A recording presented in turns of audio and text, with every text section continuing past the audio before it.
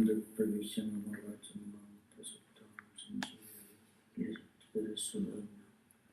and Justice and so the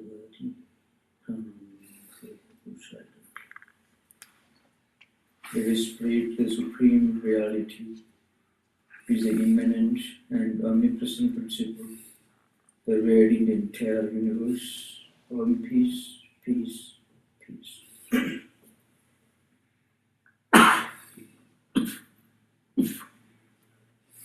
Yoga as a way of life was the subjects that we have been dealing with last time. Last time I dealt with some of the important general and specific disciplines like non-violence, purity, contentment, steadfastness, devotion, concentration, and so on.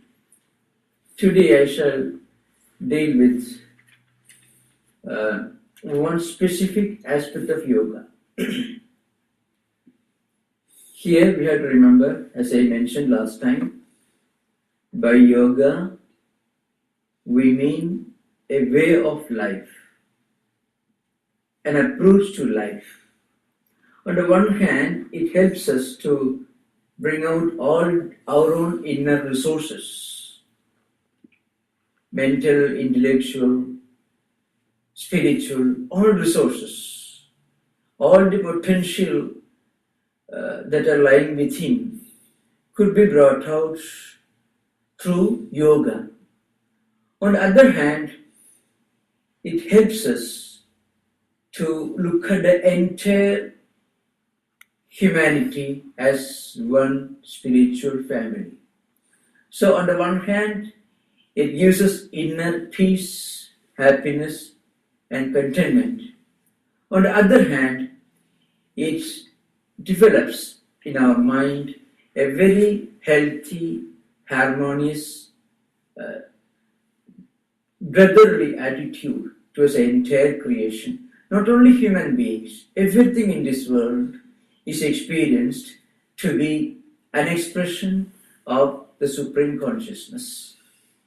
Now, yoga is generally divided into 4 categories.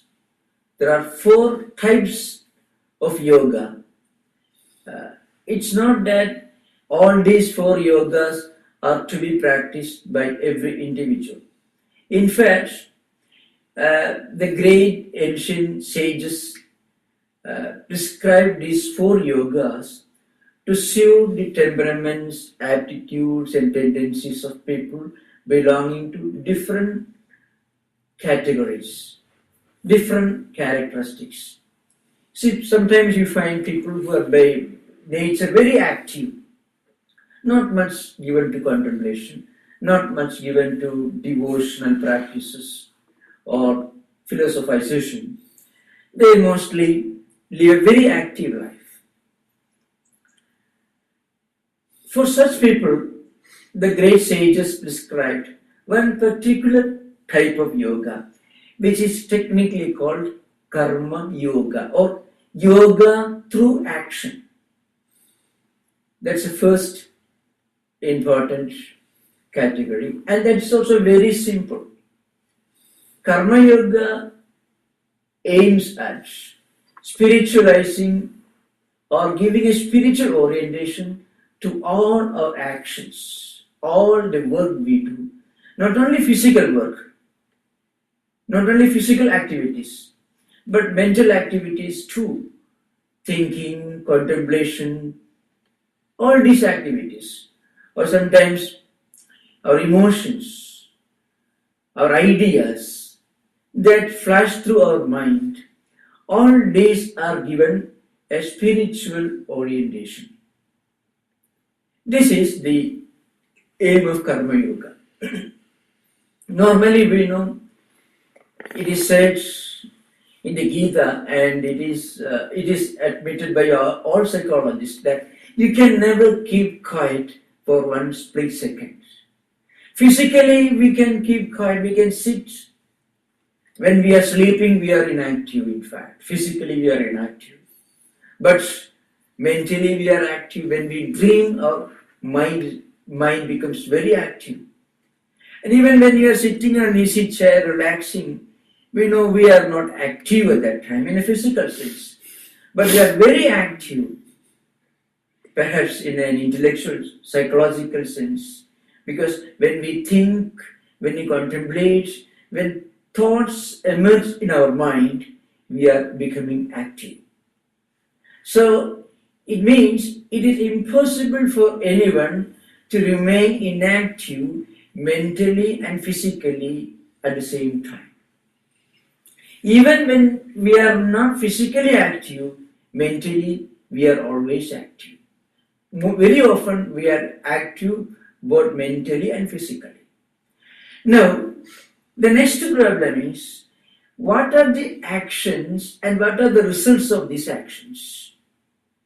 It is said in the Gita and it is said in the works of the great psychologists who expounded the yoga philosophy. His name was Patanjali.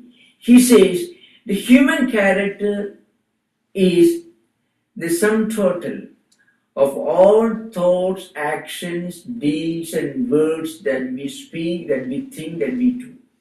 All the actions that we do, all the words we speak, all the thoughts we think will have their effect on our character. In fact, they constitute the totality of human character. This is a very interesting and very important principle in understanding the dynamics, the mystery of Karma Yoga. You may have observed, we do certain things in a certain way. We can't help it. Sometimes, people who are well established in the ideal of truthfulness, even if they deliberately work hard, they cannot tell a lie. Even if they decide to tell a lie, it will be a truth only when they really try to speak a lie. So also people who are habitually given to speaking lies cannot speak one truth. Even if they contemplate and work hard, they cannot speak that truth. That means there are certain inherent tendencies and impressions which constitute the totality of human character. Now, according to Vedantic philosophy and according to yoga psychology, what really happens is, this character, as I said earlier, is formed and it becomes the totality, the external expression of all the thought currents that are associated with our actions. And this will take us to the mystery of the formation of human character. What we see and what we experience in this life is only tip of the iceberg. An iceberg, what is visible above the water level is only a fraction, a small part of the iceberg. Maybe 80% or 90% of the iceberg may be below the water level, which is not visible to us. Similarly, whatever we express today, whatever we understand as our character today, is only a fraction of our character. The rest of the character is related to the actions that we have done, not in this life, in previous life. Because law of karma and the doctrine of rebirth, these are two important principles to be understood, to know the true nature of karma yoga. As I said earlier, in yoga psychology and Vedanta, we don't have just one life. We don't have just one existence. What we have, which we call life, is nothing but a continuation of life experiences that we had sometime in the past. And we may have had hundreds of lives in the past. So in these lives, we have accumulated so many tendencies, impressions, and characteristics which constitute the nature of our human character. And according to this character, we continue our actions. What we do in this life depends upon our character. And our character itself is the result of what we have done in the past. That's how it is related. It means life is, in one sense, life is one. It's an endless flow of character, actions, and these actions again influencing character, and this character again determining the kind of actions that we do. So in one sense, it is a continuous flow. But then, in another sense, life is not one. So, according to our actions, character is formed, and according to character, actions are performed. Now, generally, as I said earlier, when we perform our actions, very often we work as slaves, not as masters. We do many things which, when we go deeper, when we think later, we feel that we should not have done. Very often it happens. There is always a conflict between the lower self of mind and the higher self of mind. It is not Atman, the lower mind and the higher mind, you may call it. At one level, we want to get out of this bondage, this slavery of action. On the other hand, we cannot do that. Now, Karma Yoga tells us that karma or action which normally binds us to this world, to this chain, can itself be used as a tool to break these chains. Karma, which we normally do with a definite motive, with a strong desire, with a great attachment, and which becomes a source of bondage, can be transformed into a tool, an instrument for breaking the very chains which bind us to the world. And the great psychologists and also great scriptures like Gita tell us that when karma performed with attachment, it creates bondage, and we are forced to do work as slaves. But the same karma, when done, when performed without a selfish motive, helps us to do it as a master. So karma or action can be done as a master, and also it can be done as a slave. When we are attached, we are forced to work as slaves. When we are not attached, we can work as masters. When there is no desire, we can be free from attachment. When there is desire, we become attached to the results of the actions. So when we are attached to the results of actions, we normally do things which may not be necessary. When the results of actions are pleasant, then we may have tendency to continue doing the same work, even if it is not needed. So we become slave. We are enslaved by this desire. On the other hand, if we are detached, non-attached to the results of actions, then we can work, but we can work as masters. Vivekananda tells us that all the great spiritual personalities in the world, whether you take Jesus Christ or Buddha or Shankaracharya or Ramakrishna Paramahamsa, anyone from that, all the great spiritual personalities who have overturned the world, who have made a permanent contributions, they made permanent contributions to the totality of human civilization. They have been great workers, but they worked without desire. They worked without perfect non-attachment.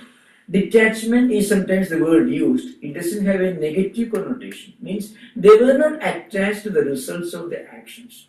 So they could work as masters. So, a few important points to remember is we are inevitably dragged to some activity or other, either physically or mentally. There is no escape from it. Second point is, if we work with attachment and desire, we are working as slaves. If we work without attachment and desire for the results of our action, then we can work, and at the same time we can work as masters. Here question may naturally arise, can we really become efficient when we work without a strong motive, with a strong sense of attachment to the results? This question may arise. Is it possible to be efficient and effective in the area of work when we work without any desire? Great scriptures like Gita tell us that it is possible. It is not that we should be indifferent towards work. We need not be indifferent. We can be efficient. We can be enthusiastic. But when we work and when we do our duty for its own sake, then it is possible to be efficient. At the same time, it is possible to be non-attached. Some of our ancient scriptures speak of great karma yogis, big practitioners of karma yoga in ancient times. Such people were called Rajashaya, means they were both kings and also sages. These terms are used. Great men of worth who combined in their character the attributes of a sage and also the attributes, the characteristics of a king. A king has to be active, he has to be dynamic, he has to be efficient, he has to be prompt. But generally, such people become workaholics. They work as slaves.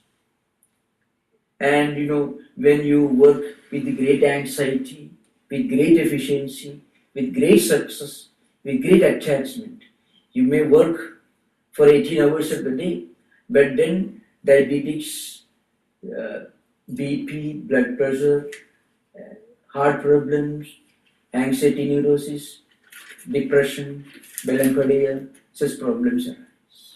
Sometimes they call the problems of abundance. When we are industrially advanced, when we become economically successful, when we become successful in our professional life, when we work very hard as workaholics, we succeed, but then, people may succeed in making money, in making wealth, but then by the time it's time for retirement, they become physically and psychologically, they are rendered incapable of enjoying the wealth and the good things that are created through hard work. Now, is it possible to avoid these problems like anxiety, neurosis, depression, and other problems associated with workaholism, and at the same time be successful in professional life? So, great texts like Gita tell us that it is possible. Combine efficiency with contemplation. That is the technique they give. Be efficient and active, but contemplate. Now, this will take us to certain other aspects, philosophical aspects. Now, we have to live in this world. We work in this world. There is no way out, because even if we choose to be, even if we try to be inactive, we are forced to work. Even if we sit quiet somewhere, mind is active. So there is no such thing as being inactive, both mentally and physically. Now, if we make an attempt to work as masters by being non-attached, then we can have all the good things of work and at the same time avoid the problems associated with workaholism. As I said earlier, anxiety, neurosis, depression, and so on. What really happens when we work with great desire, great anxiety, with great application and great attachment, we are very much anxious as to what will be the results of our actions. Even when we are engaged in work, we will be always thinking about, be worrying about what will happen if I fail. A businessman may be worried about the collapse of the stock exchange. An industrialist may be worried about loss of profits. A student may be worried about getting a high grade, a low grade, and job security, and so on. All these are problems. Now, even when you are engaged in work, there is a problem, anxiety. And when you are anxious, when you are anxious due to too much attachment, we are not able to concentrate on the work we are doing it with any real effect, because a part of mental energy and power of concentration will be taken away, will be neutralized by anxiety. And then if the results are not up to expectation, disillusionment, disappointment also will come. So anxiety, neurosis at the time of doing work, depression if the results are not up to the expectations. Now, on the other hand, if we keep in our mind, I am doing my duty, I shall do to the best of my expectations, duty for duty's sake, then what happens? We are not worried, we are not anxious. So we are able to concentrate our mind more effectively on the work at hand, on the work we are doing. So naturally the work will be more effective and the results also will be much better. And then there will be no anxiety, no worry while being engaged in work, and no depression, no disappointment if the results are not up to the expectations. So what happens is, work is inevitable. There is no escape from work. If you are attached as we normally are, we are forced to work as slaves. If we are not attached, we can work as masters. And then we can remain psychologically and physically healthy, and at the same time, we will have the mental health when the results of our action are up to the expectations. If they are not up to the expectations, we won't be disillusioned and there will be no depression. This is the practical aspect of Karma Yoga. So, the difference between an average person and an ordinary person who is always active with great attachment and desire, and a real practitioner of Karma Yoga action without desire, the difference is only this. There is no difference with regard to application, dedication, efficiency, organization skill, any of these qualities which are necessary to be successful in the field of work. The only difference is a Karma Yogi works without any attachment, and a person who is attached always, he works with great attachment. I can give a number of examples from history of great men who worked marvelous things. You may have read about Bhagavad Gita. Perhaps it is one of the most well-known scriptures ever. This book would not have become so popular as it has become. Bhagavad Gita became a great universal spiritual classic. It is translated into almost every language. After Bible, it is Bhagavad Gita which is translated into the maximum number of foreign languages after Bible. That shows how popular and how universal a spiritual classic it is. Now this Gita became so popular, so universally well known, because a great philosopher wrote a commentary on this book. And that philosopher's name was Acharya or Shankara sometimes. He is the exponent of the non-dualistic philosophy of Vedanta, the what you call Advaita or non-dualistic philosophy of Vedanta, which teaches us that reality is one, that reality is supreme consciousness, which is sometimes called Atman, which is the residing immanent principle in all living beings, which is the omnipresent, all-pervading reality, and which is the transcendental principle, which cannot be defined, which can only be experienced through meditation. When we reach a level of mystical, spiritual consciousness, we identify that this supreme consciousness is the essence of all living beings. It is the immanent reality present in everything. And this great philosopher, he wrote a commentary on Gita. Not only that, in fact, it is one of his several works. He was the one who wrote commentaries on the Upanishads and other classical works which expound the philosophy of non-dualism. And he is also the author of the most sublime devotional poetry in Sanskrit literature. And he traveled all over India 4 times. And he lived in 8th century. He was born in 778 and passed away in 810. So total 32 years he lived. And he gave a new life to Hindu philosophy, Hindu ritualism, Vedantic tradition. He is actually the creator of Advaita Vedanta philosophical structure that Vivekananda later brought to America in the last decade of 19th century. Now, this person lived only for 32 years. Mahatma Gandhi, you must have heard of Mahatma Gandhi. He himself was a great karma yogi. Mahatma Gandhi says the great Shankara combined in his life the energy resources of thousands of Napoleons. Mahatma Gandhi writes in this sentence. So just imagine. See, you have to judge the impact of a person's work not only on the effect it produces during his time, but on the succeeding generations and centuries, the effect.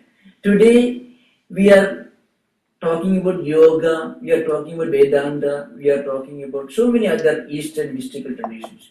Actually, they were really expounded for the first time in authentic language by Shankaracharya. And these, in fact, he was the one who gave a new life to Hindu philosophical tradition and spiritual tradition. And he lived only for 32 years. Oh, look at Jesus Christ. His life was almost as short. Oh, look at many great men who have lived in this world. Now, Mahatma Gandhi, who judged Shankaracharya, he himself was put a question by a great disciple. His name was C.F. Andrews. He was an Englishman who used to follow Gandhiji as a shadow. He was following Gandhiji all over, wherever he went. He was a great admirer of Mahatma Gandhi. Now, Mahatma Gandhi's speciality was he used to work for almost 16 hours or 18 hours a day. And very often he used to undertake long fasting periods, 41 days, 21 days, and so on. So this great, he himself was a well scholarly person. C.F. Andrews once put a question to Mahatma Gandhi. Gandhi, are you not tired? Why don't you take holidays from time to time? Then Gandhi asked the question, who is tired? I am not tired. The mystery of Gandhiji was this. When he passed away, when he was shot, he breathed his last, chanting the name of God 3 times. You may remember, Hey Ramesh. That means, whatever he did in his life, he did as an offering to God. His every action, whether he fasted, whether he worked for India's freedom struggle, when he dictated his lectures, articles, All this he did. A scholarly person, C.F. Andrews, once put a question to Mahatma Gandhi. Gandhi, are you not tired? Why don't you take holidays from time to time? Then Gandhi asked the question, who is tired? I am not tired. The mystery of Gandhiji was this. When he passed away, when he was shot, he breathed his last, chanting the name of God 3 times. You may remember, Hey Ramesh. That means whatever he did in his life, he did as an offering to God. His every action, whether he fasted, whether he worked for India's freedom struggle, when he dictated his lectures, articles, all this he did as an offering to God. So he was never tired. Gandhiji said he was never tired. Now, if anyone could work with complete detachment, looking upon every bit of his action as an offering to God, then you feel he can always be active, but he won't feel the burden of what he is doing. This is, in fact, a practical aspect of Karma Yoga. One of the sterling examples of Karma Yoga is Mahatma Gandhi, because he lived close to our own times, and people in the West all have heard about him. So a person who was old and frail looking and who walked all over the country organizing people, and who was the prophet of the philosophy of non-violence in modern times, this person worked for 18 hours. Very often he slept only for 4 hours, but he was never tired. And the reason he gave was he never felt he was doing anything. Whatever he did, every action, whether his speeches, whether his deeds or his thoughts, he all offered as a flower the feet of God. Now, those who believe in God, it is easy for them to practice Karma Yoga. The God who is omniscient, omnipotent, is compassionate, he is the creator of the universe, and who doesn't who doesn't divide mankind into believers and non-believers, who welcomes even non-believers also, who opens his doors even to non-believers. Such a God whom Gandhiji believed in. That God was his ideal. So whatever he did as an offering to God. So you find some stages, 3 stages in the evolution of this Karma Yoga. At the beginning, one can do one's duty, perform his responsibility as an offering to God. So work itself becomes a worship. You need not go to a church or a temple or any place of worship. Whatever you do, physically, mentally, or intellectually, becomes a prayer. Every thought becomes a meditation. Every act becomes an act of worship. Every word becomes a prayer. This is the first stage. This itself is not easy to achieve. In fact, this is one way of sublimating all our actions. So you can be active even when you are active, when you are doing your work in the office, when you are performing the responsibilities related to your profession. All those works can be looked upon as an offering to God. So here, work as worship. This is the first stage. Whatever we do should be looked upon as an offering to God. A thought becomes an act of meditation. A word becomes an act of prayer. And a deed becomes an act of worship. So there is nothing other than worship. Now, at the next stage, this is explained by the great philosophers of Karma Yoga. This is the most higher stage. When a person reaches perfection in the practice of looking upon all his actions or her actions as an act of worship, work itself ceases to exist. everything becomes worship alone. You need not look upon every work as worship. Worship alone exists. This is how one could completely spiritualize our whole existence. Because worship, whole human life itself becomes an act of worship. Here, of course, many problems, many doubts may arise in our mind. What about our duty, sense of responsibility? Certain things that we have to do, which apparently don't have anything, no association with spirituality or spiritual culture. Now, according to the great speakers, the great authors of Karma Yoga, when a person becomes established in Karma Yoga ideal, he never distinguishes one action from the other. Because for him, everything becomes an act of worship. But the great teacher of Karma Yoga, Lord Krishna, reminds us of a very important point. For he is a word of caution to the practitioners of Karma Yoga. This non-attachment, which I referred to earlier, should not be practiced all of a sudden. Because normally people are used to working hard with a definite motive, with a plan, with some well-structured scheme or plan. Is it possible for such a person to start the practice of Karma Yoga all of a sudden? Lord Krishna makes a statement, Na buddhivedam janayet ajnanam karma sankina. It's a very statement, translation is this. Never try to tell a person to stop doing work with attachment and start doing work with detachment. Because when we normally do our duty, as I said earlier, we have a definite plan, a motive.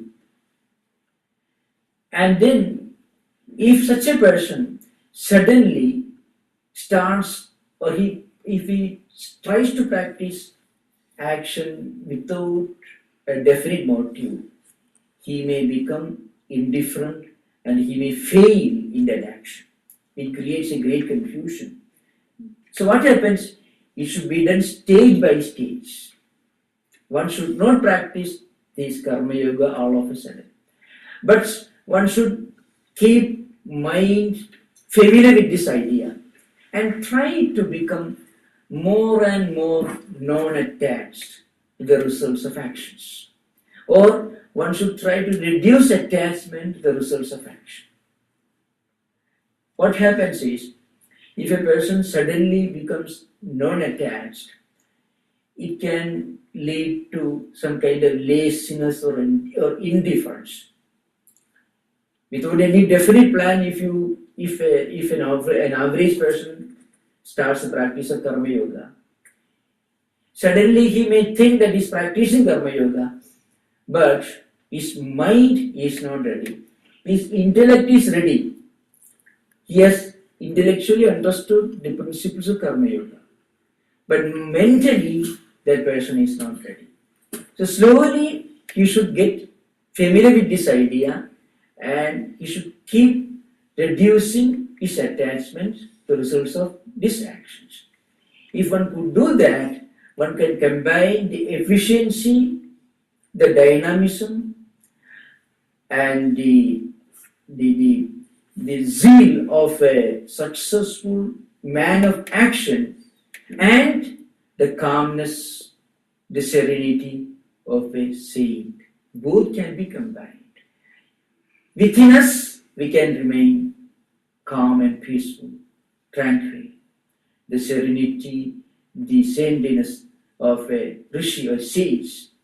But at the same time, outwardly, we can be active and dynamic. So how to combine contemplation within and action without? That's what Karma Yoga is teaching us. On the one hand, it tells us to combine action and contemplation. On the other hand, it becomes, from a psychological or psychiatric point of view, it provides you a remedy for all the problems related to anxiety, neurosis, job insecurity, depression, and other problems. So this is one thing. So I have just tried to outline some principles of Karma Yoga. After this I shall continue. But before that, I would like to invite some suggestions. If you have got any points to be discussed further, I can explain those points. I can give more elaborate explanations of some of the points which I have just hinted in the class. You can suggest any points.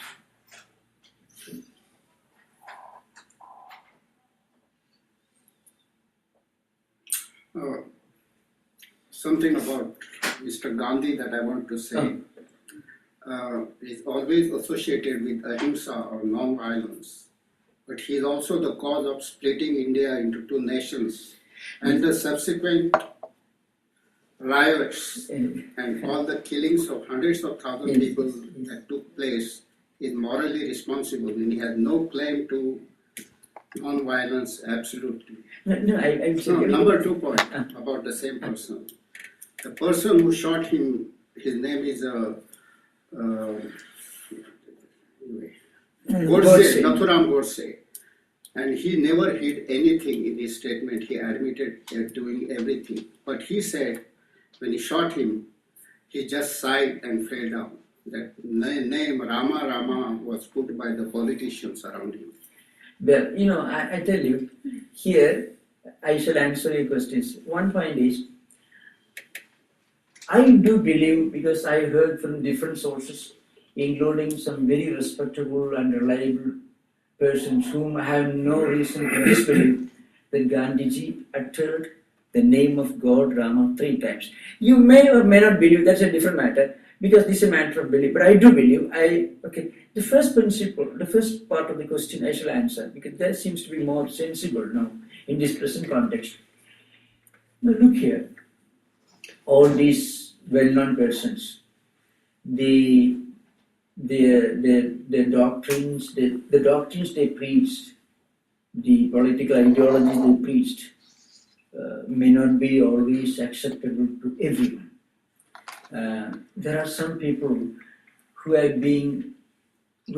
had certain great qualities as individuals, but what they thought, some of the ideologies for which they stood, which they advocated, may have led to some unwelcome, unfortunate consequences. That is true. I am not referring to that. My subject here right now is Karma Yoga, and a very great spiritual person is a disciple of Sri Ramakrishna, and himself was a great Karma Yogi. He referred to this particular aspect in Gandhiji's character. It's not non-violence. He said Gandhiji's ideas and ideologies may not be agreeable to many. I have come across many people who violently oppose Gandhi and ahimsa. I am not coming to that subject because I feel this is not the right occasion for us to deal with that subject. But this particular aspect, Gandhiji, whatever he did with perfect detachment. He had no selfish motive. Absolutely nothing. That's why he could continue working for 18 hours a day, because whatever he sincerely believed and thought that whatever he did is God's work. That may not be agreeable to many. I have come across many such people.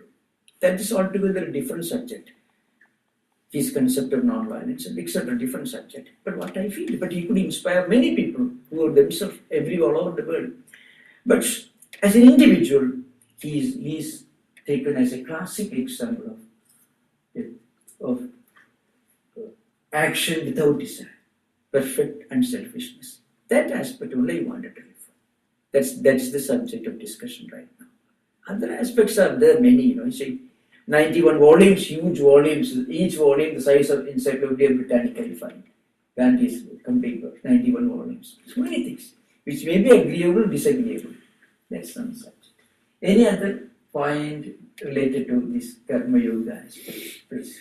I'm trying to get this straight. So it's really hard to picture being detached.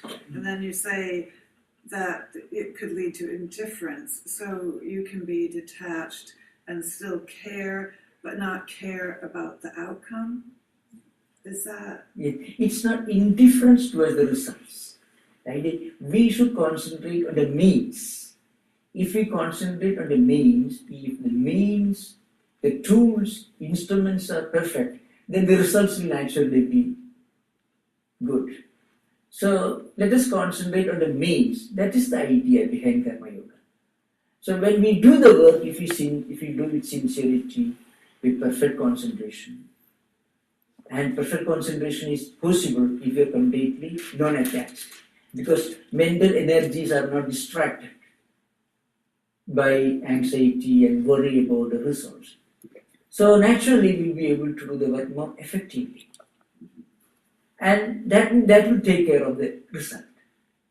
If the needs are all right, then the results cannot be wrong. That's the idea behind it.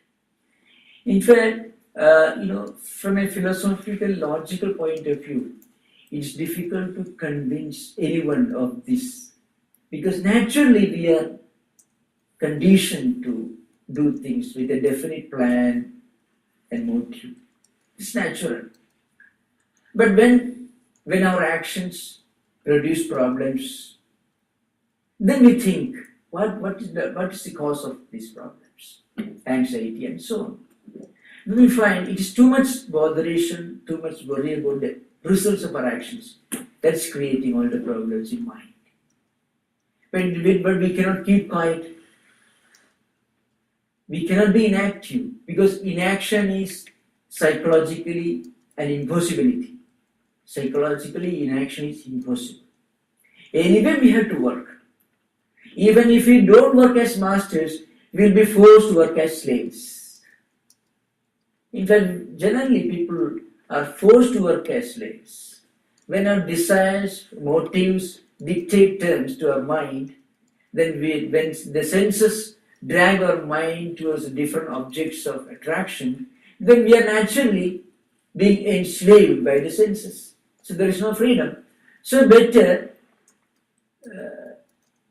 be detached. Detached means non-attached in that sense. Not that we should be indifferent. We should not be indifferent. It is not indifference. In fact, a perfect Karma Yogi, when he thinks or she thinks that whatever he does is an act of worship, we be very careful. Because when we do something very solemn, very sacred, which we consider to be very, very holy, we won't do it in an indifferent way. So we can do it with great concentration, with great solemnity and care.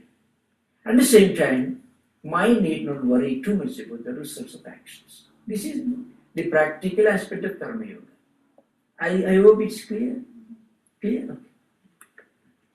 Yeah, I think attachment in our daily life has to do mostly with identification of form, which is impermanent. Yeah. Identification of? Yeah.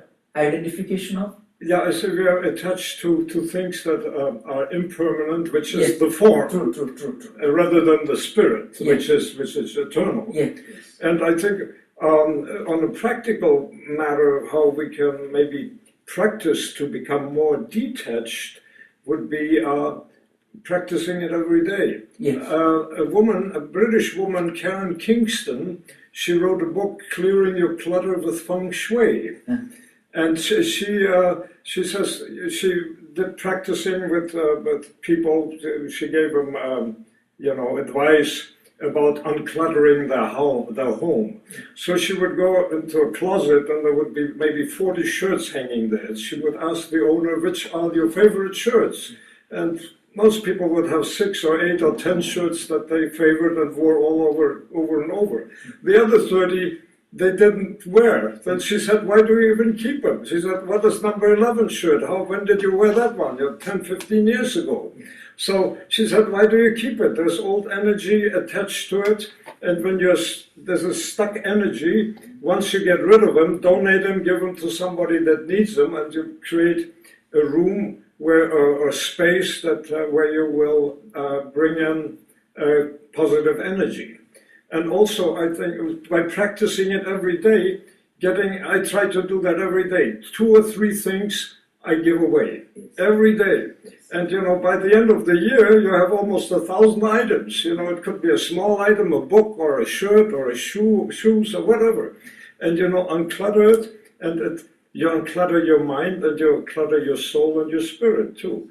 And I think also with attachment in the Buddhist sense too, they said too, attachment is the root of all suffering. Yes. So if we don't want to be masochists unless we are masochists and enjoy suffering, then be attached. But if you don't enjoy suffering, then don't be attached. Vedanta gives a clue to the psychology of non-attachment. Yeah. So Vedanta says, no, everything in this world other than consciousness is impermanent. Yeah. We normally become attached to things when we mistake them to be permanent. But really they are not permanent. Now, you care for something and you worry about something, you become mentally too much attached to something when you think that it is permanent or it could bring you permanent peace, happiness, satisfaction or anything. The moment you realize that it is impermanent or whatever it produces cannot be permanent, that moment you can start practicing non-attachment. So actually, from a psychological point of view, the psychology of attachment is always related to the feeling that the objects of attachment are permanent. People, you see, so that's why in this, I mentioned earlier the Rajarshi context. I shall explain it a little further, Yeah. A king and a sage rolled into one. That should be our character. Now the question arises, how is it possible? A king not of modern times, king of medieval ancient times, where they are all powerful dictators, They have to be very active and they have to acquire a lot of wealth. And wealth is sometimes defined as the sign of king in ancient scriptures, because the whole kingdom belongs to him. So naturally, all the comforts, everything in the kingdom belongs to him. But along with that, he also thinks that they are permanent, so they belong to me. Then he becomes attached. But suppose a king who owns a large kingdom also realizes the fact that the kingdom and all the comforts that come along with it are all impermanent. They will vanish one day. Then he can practice the non-attachment of a sage. Because a sage realizes that all the kingly comforts will come to an end one day. But average normal king doesn't do that. But a king who is outwardly a king and inwardly a sage can combine that higher wisdom of sageliness and the dynamism of the king. That is the idea mentioned in the Gita called Rajarshi, means the king and Rishi. Rishi means sage. So both can be one. In fact, this is explained as the psychology of Karma Yoga. In the Gita, there are 2 verses. One is the practical application. One deals with the practical application of Karma Yoga. The other deals with the psychology of Karma Yoga. So there, Krishna, the Sanskrit verse is this. Shall I explain in English?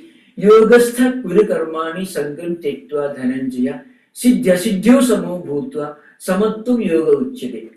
This verse describes the psychology of Karma Yoga. So here the teacher Krishna tells, do all your duty, but be established in yoga.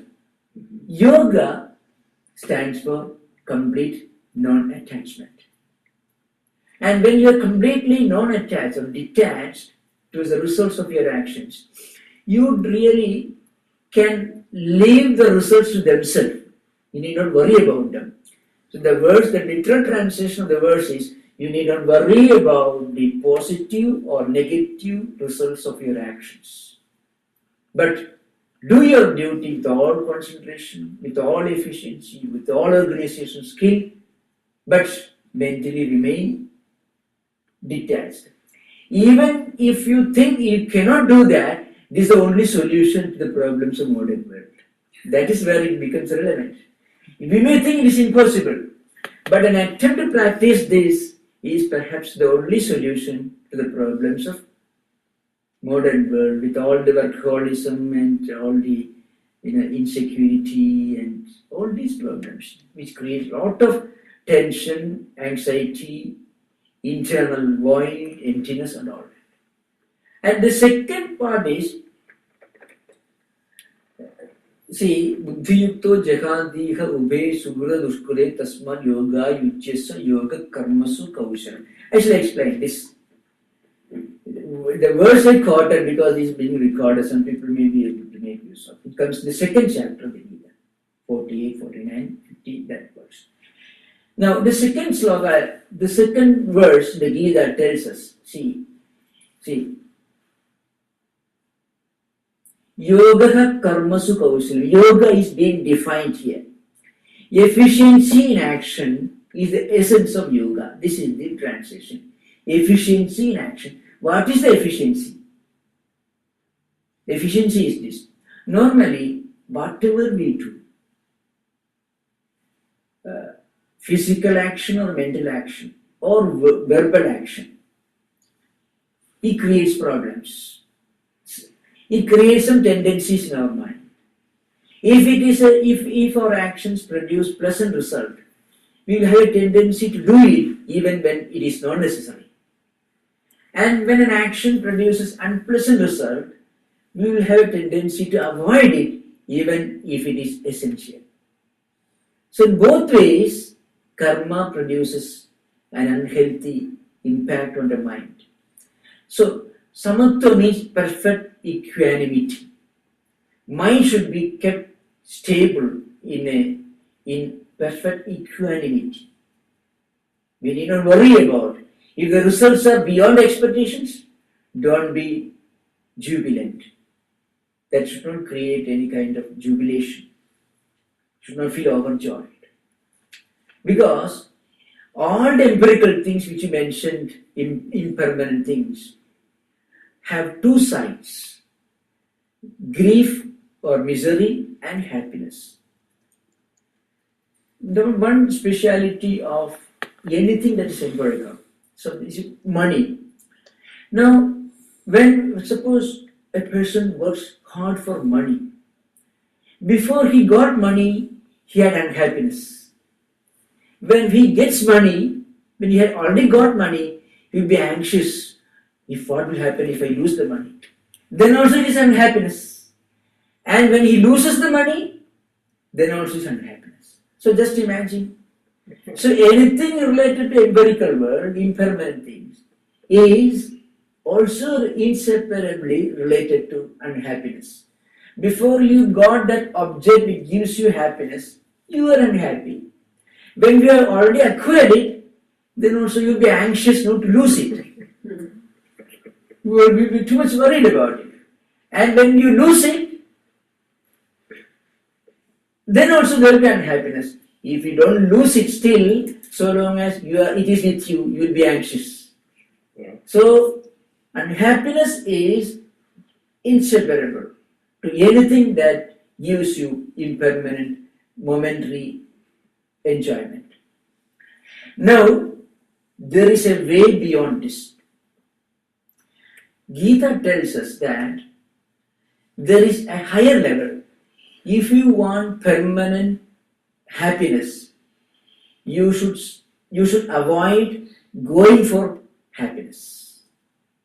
If you want permanent happiness, don't seek happiness. Then you reach a point, your level of contentment, which goes beyond happiness and unhappiness. Because everything related to empirical world, empirical phenomena, has got on one side it is happiness, on the other side grief. Momentary, each are one. You can't have a coin with only one side. A coin will have two sides. But if you want permanent happiness, there is only one way. Stop seeking happiness. That is with only one side. A coin will have two sides. But if you want permanent happiness, there is only one way. Stop seeking happiness. That is permanent happiness. That real happiness, capital letter H. I think it's like living in the moment. That is really, and finding our inner peace. Yes, that is Buddhist way of meditation. Yeah, we always look to the future, or we look at the past, or we look in the future. What something better will happen, but the better will happen right now. Really, really, in Vedanta, philosophy, the only supreme absolute reality is consciousness, or Atman, or Brahman is called. It's beyond time. It always existed. It always exists. It will always exist. So, it is beyond time. Now, whatever belongs to time is relative. When you spoke about eternal presence, it is called the eternal present. In Buddhist philosophy, it's called eternal present. See, the past also you experienced only as a form of present. The future also you will experience only as present. In fact, there is neither past nor future. Why? You are talking about past, but the past was only present when you really experienced it. And you are talking about future. The future you will never experience your future. The future, when you experience it, will be present only. That means only present exists. And if only present exists, then why do you call it present? The moment you call it present, then because present is a relative term, and it becomes meaningful only in relation to past and future.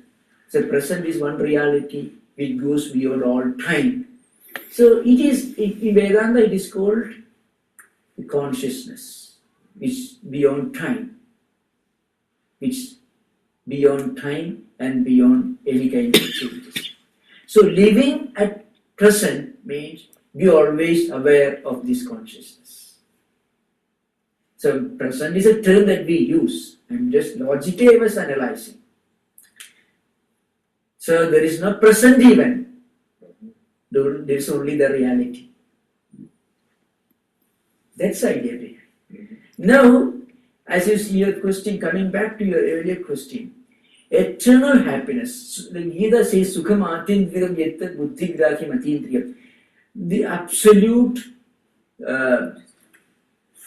absolute happiness, the transcendental happiness, which is called contentment, goes beyond the senses. When we seek something and when we get it, we feel satisfaction. But that is at the level of the senses and mind. And that state of happiness will vanish when we lose it, as I said earlier. Now, there is a transcendental happiness, and no empirical thing can give you that transcendental happiness. It is an inner experience.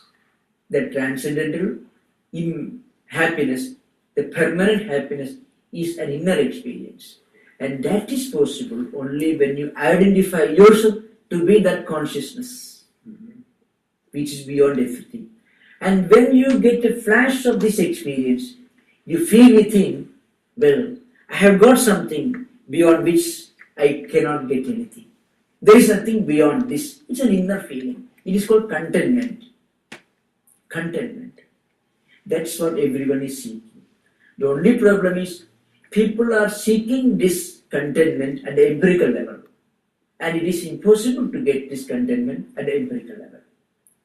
So, this is the transcendental happiness, the supreme happiness, which is called contentment.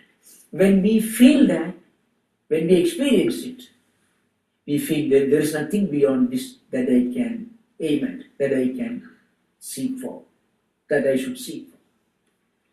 Could it be said that when we find our inner peace, then all our desires will dissipate. This inner Because peace when we is- have our inner peace, we don't need anything else. Yes, yes. This contentment is inner peace. Yeah. This contentment is inner peace. See, when we experience that peace, we won't have any desire for the empirical phenomena, empirical objects. That's called contentment, the inner contentment. It is something intuitive. And that is what is called the mystical experience by Christian mystics, the medieval ages. And it is called nirvana in Buddhist tradition. It is called maybe Christian marriage in Christian mystical tradition, experience. And it is called the identity of individual soul and the universal soul, Jiva, Brahma, Aikyam in Vedantic philosophy, and so on. It is called different names, but actually it is beyond names. It is a matter of experience. Names are only attempts to explain something which cannot be explained. And this is what is called the inner contentment or the transcendental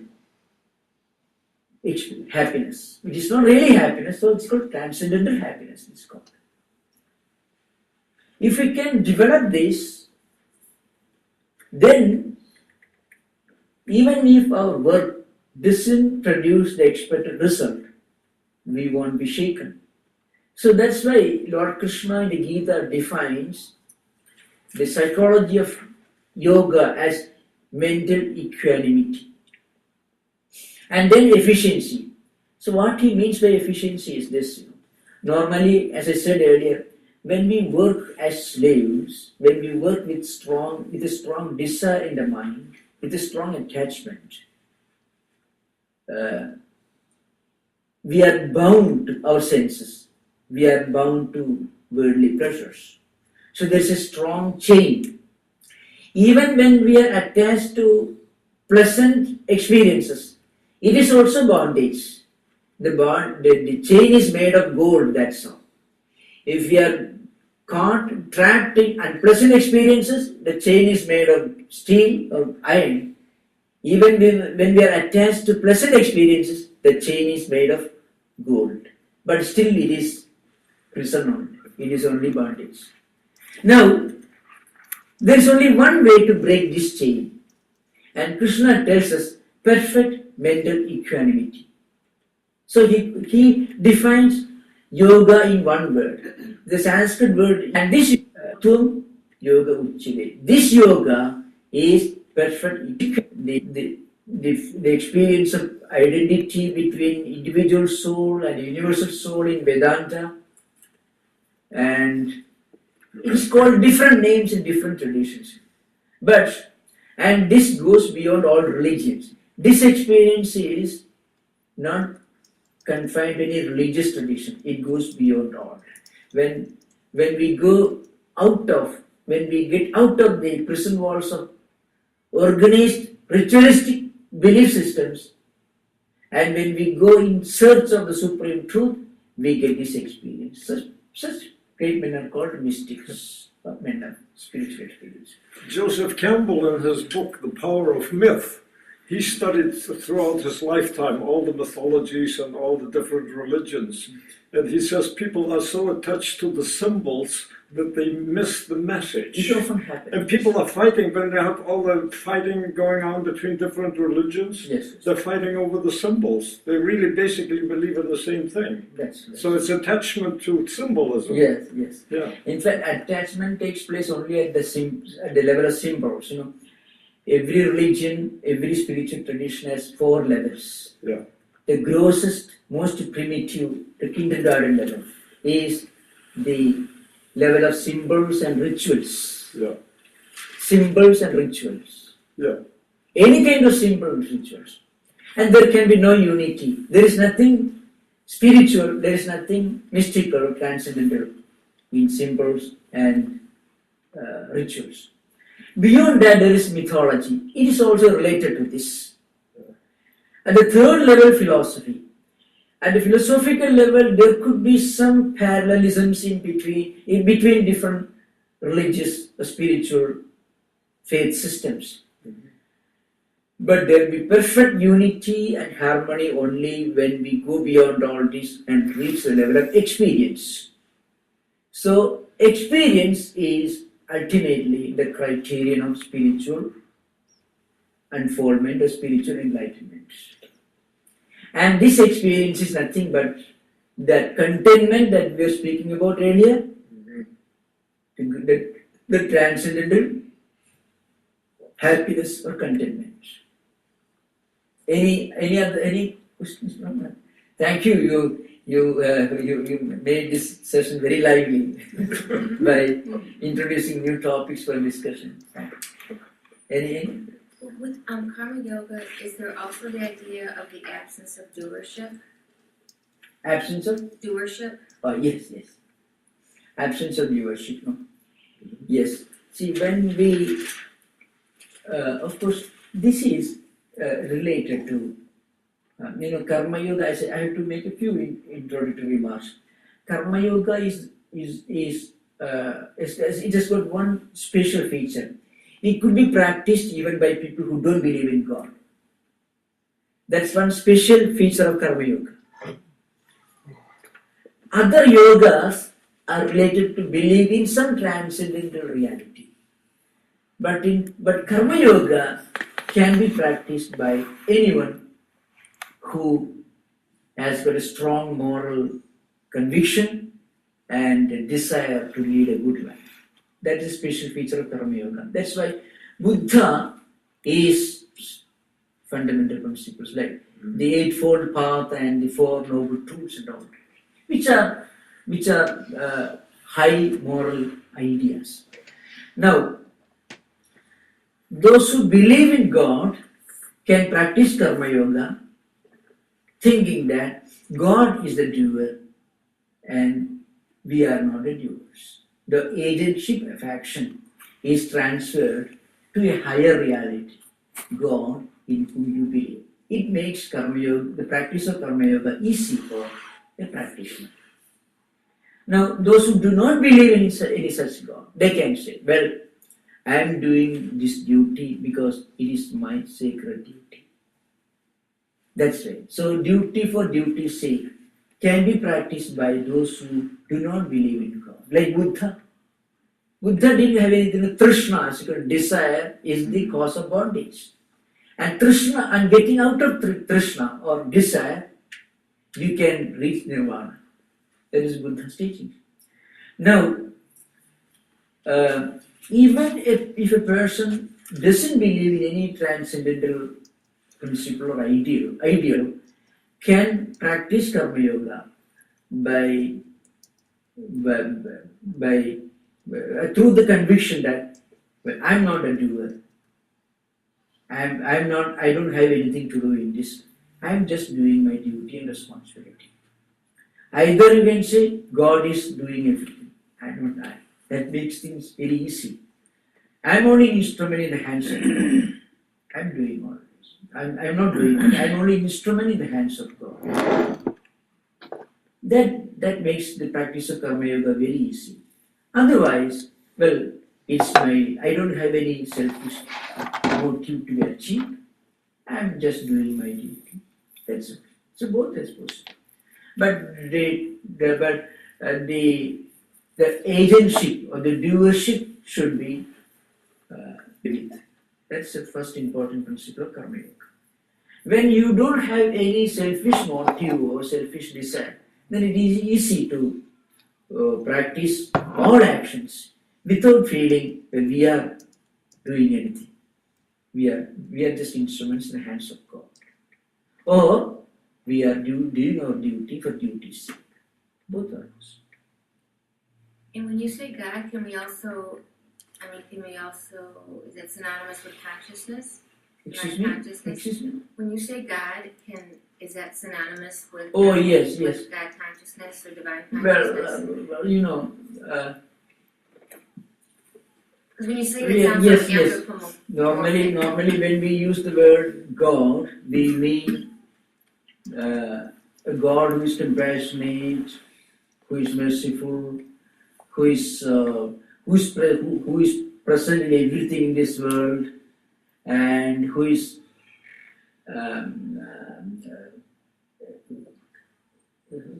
who looks after the entire creation. That's our idea behind. That is according to non-Advaitic schools of Vedanta, like Ramanuja, Mathva, Abrahamic religions, and all these religions. God has got a definition for them. There have been great practitioners of Karma Yoga during Middle Ages in many Christian mystical traditions who didn't have any selfish motive.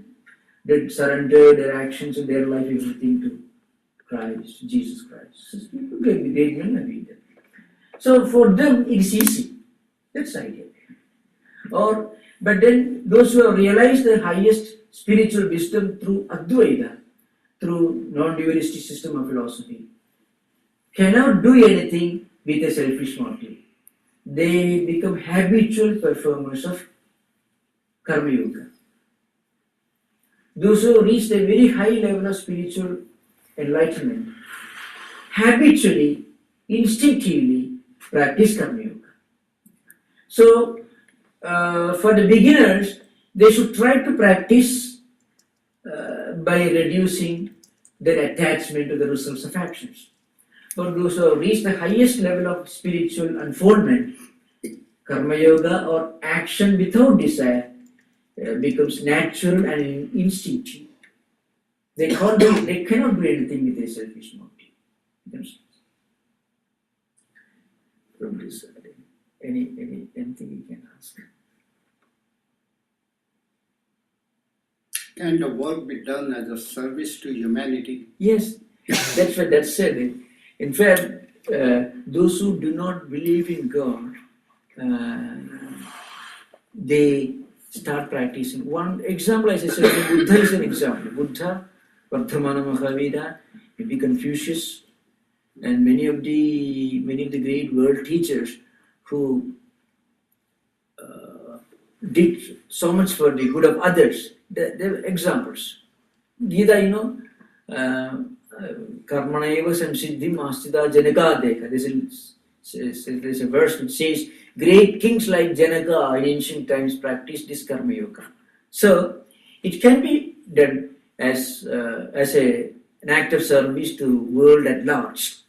Here one point is, even after reaching the highest level of spiritual unfoldment, great mystics, great sages have no selfish motive. Still they continue working. Why? For the good of others. That's why I said earlier, they instinctively work for the good of others. They have nothing to achieve for themselves. That's idea. Yeah, the term God or goddess or whatever, and this was created. This comes from ancient times when people practice all kinds of paganistic religions, and I think it was a symbol for a lot of people who were illiterate. They pictured maybe some old man with a beard sitting on a throne somewhere in heaven or whatever. Yes. But I really think for spiritual enlightenment, it is totally irrelevant if anyone believes in God or not. I mean, it's a great. I think the Native Americans had a good terminology. I liked it. The great mystery. And there are certain mysteries we don't even want to attempt to find out. Yeah. We just leave them as that. That's true. No, that's true. One could be religious without being spiritual. Yeah. And one could be spiritual without being religious. Yeah. There have been many great, outstanding spiritual personalities in the world who are not believers, who didn't belong to any religious faith systems. And many people who belong to different faith systems have been totally unspiritual. Yeah. Such examples are there. Yeah. But spirituality goes beyond religions. Yeah. See, remember, from an anthropological or historical point of view, religion always implies 4 aspects. See, 1, a revealed scripture. 2nd, a place of worship. 3rd, an intermediary between you and God. And then, belief in a creator God. See, most monotheistic religions are confined to these 4 aspects. Mm-hmm. Now, to true spirituality goes beyond all this. Spirituality doesn't contradict this, goes beyond this. See, there have been great spiritual personalities who believed in God, who belonged to different religious traditions.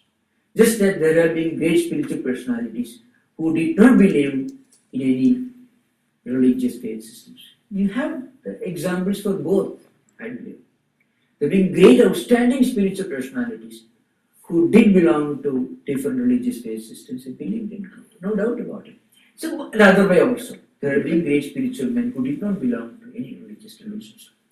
So what I want to tell you is, in Vedantic tradition, God is not necessarily creator God. In Vedantic tradition, the absolute reality is beyond definition. But all scriptures try to explain, and they also admit that this reality cannot be explained. Then how do they explain it? They say, this reality is immanent in all beings. It is omnipresent, all-pervading. It is also transcendent. The belief in a personal God with certain personal attributes who creates his world on a particular day with a definite purpose and who imposes on humanity certain do's and don'ts, who divides mankind into believers and unbelievers, that kind of God does not exist in Vedantic tradition or yoga tradition. In yoga and Vedantic tradition, the idea of God is not confined to any religious faith systems. It's a universal spiritual reality. Universal spiritual reality. See, immanent, omnipresent, omniscient, and also transcendent. In fact, it doesn't belong to any particular religious tradition. God doesn't ask you to believe in Him. See, if a God asks you that you should believe in Him, then you don't have a very high opinion about that God who cannot exist without somebody believing Him. So Vedanta, the highest principle, the highest idea of the absolute reality is an immanent principle. We are by our nature divine. When we get rid of this selfishness, when we get rid of all these negative aspects, then we realize our true nature, the immanent reality within. That is the purpose of Vedanta tradition. And that reality is omnipresent. So, when we realize that truth, we realize that we are that reality. So, all scriptures, all spiritual practices are only attempts to uncover this true nature of ours. Yes.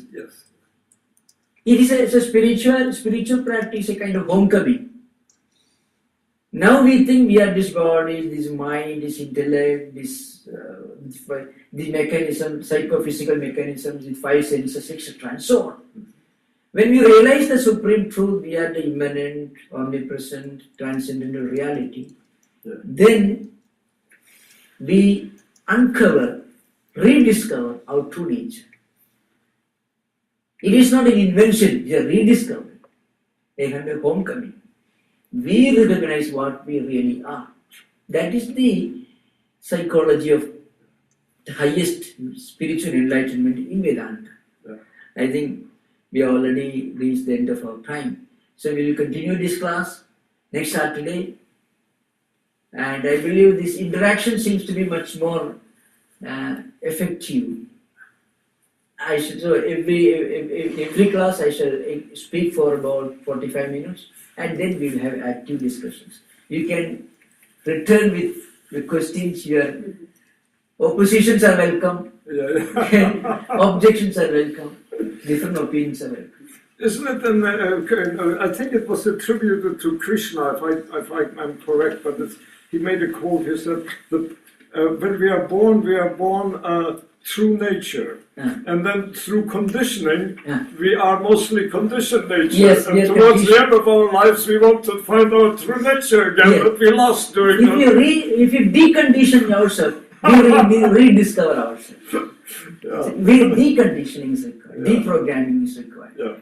I'm very happy that all of you responded with great enthusiasm.